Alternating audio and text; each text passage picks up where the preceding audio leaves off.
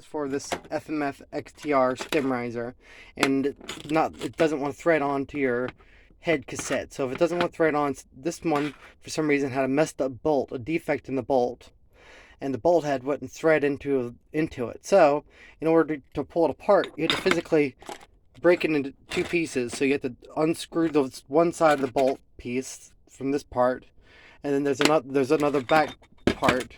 Let's see, I don't know, it's around here somewhere, but there's another part, and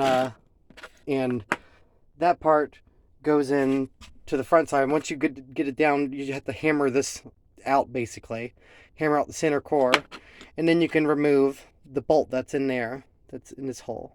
It's located down in there, and you can pull that out and you can put a new one in. So that's a fix if you want to fix it without having to send it back or whatever to the manufacturer because it's defective. So anyways, yep, that's the way you fix it. Get the exact same bolt and replace it. It's got a weird tapered head. You'll see how it looks when you pull it out. If you can't find it, I think just make sure that it fits down in the hole properly and seals in that hole, and it doesn't stick out. You know, it's the same depth for the head, and it should be good. And then it should work and thread back in. You can put the whole thing back together, and you're good to go. All right, that's that. Love you all. See you in the next video. Bye.